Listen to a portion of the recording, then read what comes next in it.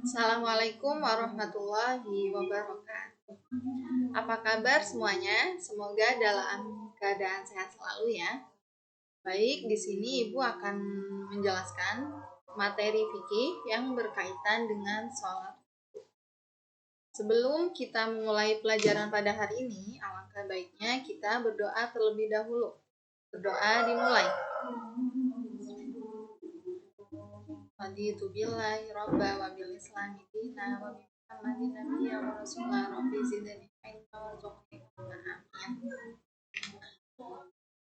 Langsung saja Ibu akan sampaikan poin yang pertama, yaitu pengertian sholat fardu. Dari teman-teman, apakah ada yang tahu pengertian sholat fardu itu sendiri? Ya, sholat fardu itu perbuatan yang wajib dilakukan oleh umat Islam. Nah, secara bahasa, sholat itu sendiri artinya berdoa, sedangkan secara istilah itu perkataan dan perbuatan yang dimulai dari takbiratul ihram dan diakhiri dengan salam. Itu pengertian sholat. Kemudian, poin yang kedua ada dasar hukum sholat. Jadi, dasar sholat itu sudah jelas diperintahkan dalam Al-Quran, yaitu pada Quran surat Al-Baqarah ayat 43 yang berbunyi Bismillahirrahmanirrahim wa aqimus sholata wa atuz zakah, yang artinya maka laksanakanlah sholat dan tunaikanlah zakat. Selanjutnya, poin yang ketiga ada syarat wajib. Syarat wajib sholat itu ada 5. Yang pertama itu beragama Islam. Apabila orang tersebut tidak beragama Islam, maka tidak diwajibkan untuk sholat. Yang kedua, baligh. Dalam arti di sini baligh itu apabila perempuan itu biasanya ditandai dengan keluarnya darah haid, dan laki-laki bila mana sudah pernah mimpi basah, itu sudah dikatakan baligh. Yang ketiga ada berakal. Berakal itu artinya apabila orang yang gila, itu tidak diwajibkan sholat. Orang gila, tidur, dan orang yang mabuk itu tidak diwajibkan sholat karena dia itu tidak sadar. Yang keempat ada suci.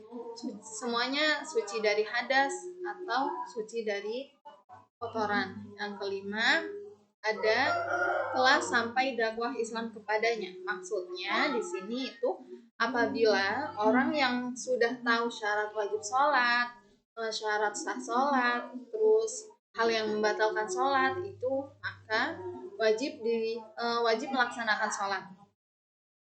Baik, Ibu lanjut. Poin yang keempat itu ada syarat sah sholat. Yang pertama, syarat sah sholat itu suci dari hadas kecil atau hadas besar, seperti suci dari kotoran air kencing atau suci dari haid.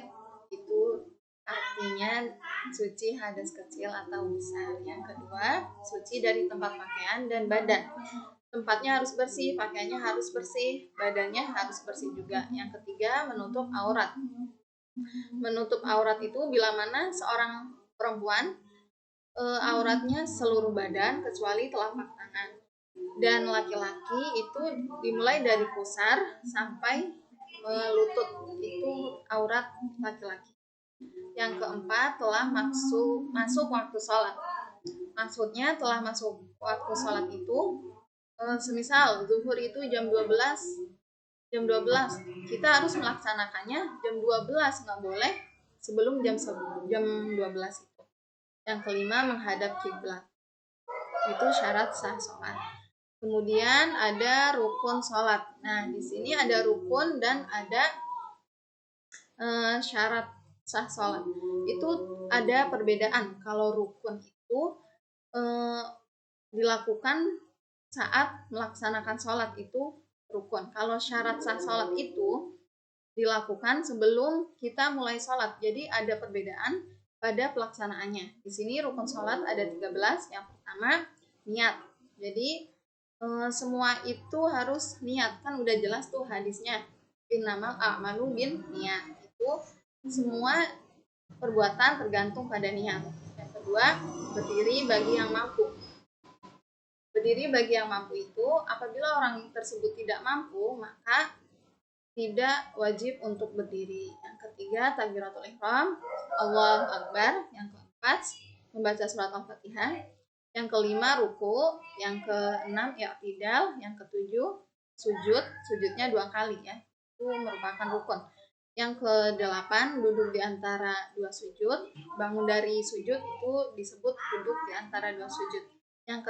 Yang kesembilan, duduk tasyahud awal. Yang ke-10, membaca tasyahud awal. Yang ke-11, membaca sholawat Nabi. Yang ke-12, mengucapkan salam pertama. Apabila salam kedua itu merupakan sunnah. Jadi apabila kita tidak mengucapkan salam pertama, maka sholatnya tidak sah. Dan yang terakhir ada tertib. Tertib dalam artian di sini artinya melaksanakan rukun salatnya itu harus secara berurutan. Nggak boleh kita takbiratul ihram dulu baru niat, itu tidak boleh ya. Baik, itu saja dari Ibu, kurang lebihnya mohon maaf. Apabila ada pertanyaan boleh dipertanyakan. Assalamualaikum warahmatullahi wabarakatuh.